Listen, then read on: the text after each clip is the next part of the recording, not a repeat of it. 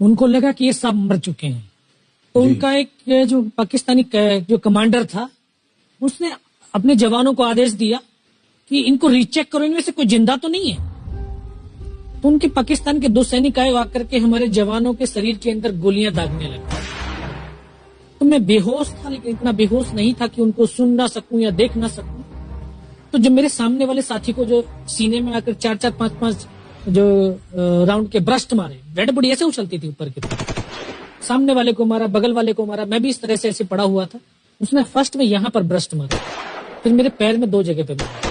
उसको मैं देख रहा हूं कि धुआं निकल रहा है, लेकिन उस गोली की पीड़ा को चुपचाप पड़ा सहता रहा और उनको यकीन हो गया कि इनमें से कोई जिंदा नहीं। फिर बहुत गालियां दी, बूट की ठोकरें मारी।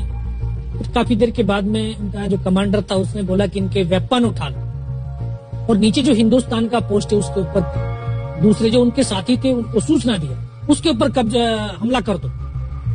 फिर ये आवाज भी सुनी तो मुझे लगा कि यार आज तो मेरी पूरी टीम खत्म हो जाएगी। तब ऊपर वाले से एक ही प्रार्थना करी कि मुझे इतने जिंदा रख दे कि मैं अपने साथियों तक सूचना दे सकूं और उनको बचा सकूं। और ये सत्य है कि अगर निस्वार्थ भाव और सच्ची श्रद्धा से उस परम पिता परमेश्वर को याद करते हैं तो शक्ति जरूर साथ देती है।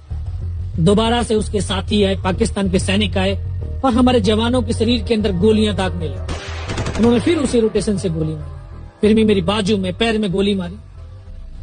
और तब तक एक विश्वास भी मैंने पैदा कर लिया था कि अगर इसने सर और सीने में गोली नहीं मारी, चाहे मेरा हाथ पैर दोनों ही काट करके ले जाए, मैं उफ तक नहीं करूंगा और मैं जिंदा रहूंगा। मैं उस विश्वास की बदौलत आज आपके सम्मुख भी बैठा हूं। उसने आकर के दोबारा से गोली मारी, तो जब 1 कदम आगे गया तो उसने राइफल मेरी सीने की तरफ तानी। तब मुझे लगा यार अब नहीं बचूंगा।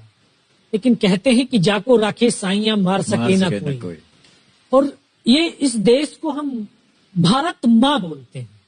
जब तो बच्चे थे एहसास नहीं था, आज पता चलता है इसको माँ क्यों बोलते हैं, क्योंकि ये भारत माँ जैसा दायित्व और कर्तव्य का निर्वाह भी करती है। ये अपने बेटों की वीरता, शौर्य और पराक्रम को कभी दफन नहीं होने देती है। वाह क्या बात। तो शायद इस माँ भारती ने मुझे चुना होगा कि उसके बेटों ने जो शौर्य, वीरता और पराक्रम दिखाया उसको दुनिया तक पहुंचा सकूं। जब उसने गोली चलाई तो यहाँ पर पर्स में 5-5 रुपए के कुछ सिक्के भी थे। जब गोली जाकर के सिक्कों पे टकराई तो मुझे भी आभास हुआ कि तो मर गया हूं। पाकिस्तान का दूसरा सैनिक आया, उसने आकर के मेरा AK-47 उठाया और वापस मुड़ा तो उसका पैर मेरे पैर से टकराया हो। तब मुझे लगा कि यार मैं तो जिंदा हूं। तब मेरे पास एक हैंड ग्रेनेड था, मैंने उसको पिन निकाली और उसको ऊपर ऐसे फेंका तो कोट के अंदर हुड लगे हुए, हुड के अंदर वो गिरा जी। मुझे तुरंत पीछे की तरफ मुड़ के देखा, पीछे तो कोई मूवमेंट था नहीं। तो जब तक वो ग्रेनेड को निकाल पाता ग्रेनेड फट गया, यहाँ से उसका पूरा सर उड़ा और वो हमारे ऊपर आकर के गिरा। जो पाकिस्तान के दूसरे सैनिक थे उनमें खलबली मची कि इनमें से कोई जिंदा है, कुछ बोले जिंदा नहीं, नीचे से रिइंफोर्समेंट आ गई है।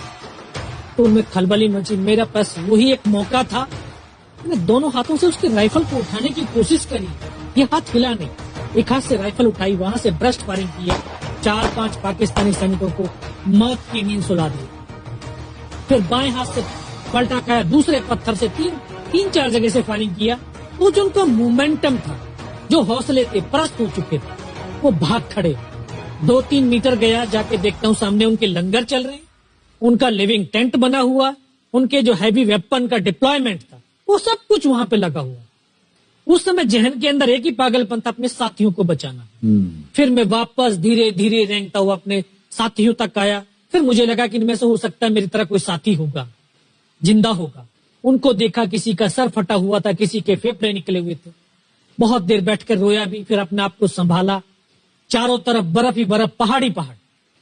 ये भी पता नहीं कि हिंदुस्तान किधर है, पाकिस्तान किधर है। 2.5 साल की सर्विस, 19 साल की उम्र, न उम्र का तजुर्बा न सर्विस का अनुभव, जाऊं तो जाऊं कहां। तभी एक ऐसी शक्ति थी जो साथ दे रही थी।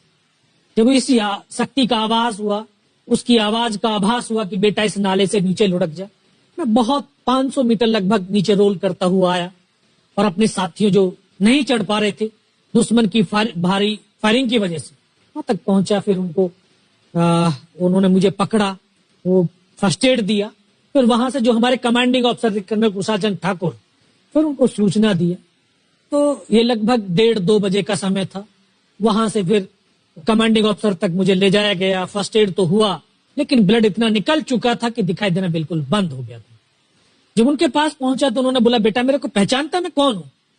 बस अब आवाज सुनाई दे रही है। बोला, मैं तेरा commanding officer colonel Kushal Chand Thakur. मैं, जय हिंद साहब, बहुत तेज सर्दी लग रही है। तो उनका जो लिविंग टेंट था उसमें के अंदर लेटाया, 3-4 स्टॉप जलवाए, थोड़ी सी गर्मी महसूस हुई। मैं, साहब थोड़ा सा पानी पिला दो।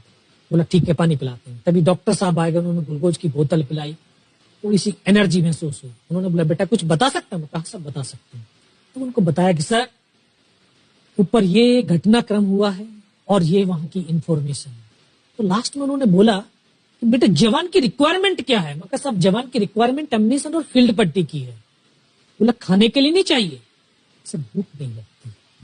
बस इतना कहते कहते तभी डॉक्टर ने कौन सा इंजेक्शन लगाया, फिर मुझे पता नहीं कहां पर।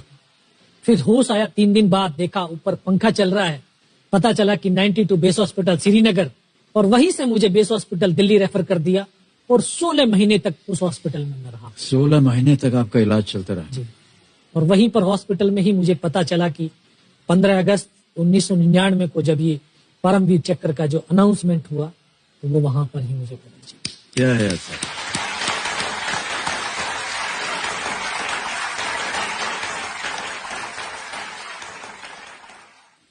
सर, हमको यकीन नहीं होता कि कोई भी इंसान जब ऐसी परिस्थितियों से गुजरता है तो उसका बयान कैसे कर सकता है।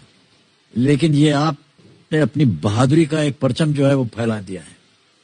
15-15 गोलियां आपने खाई हुई अपने शरीर में, और सोच रहे हैं आप केवल देश के बारे में, सर देशभक्ति के बारे में। सैनिक के लिए सैनिक इंपॉर्टेंट नहीं है, उसका राष्ट्र इंपॉर्टेंट है। वो रहे ना रहे, लेकिन उसका राष्ट्र रहना चाहिए। क्या बात है, वाह वाह।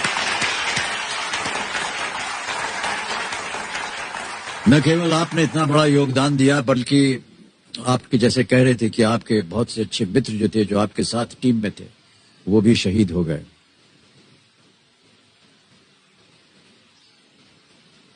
कठिन है सर बहुत इस चीज को दोहराना, इस चीज को आपके मुख से सुनना।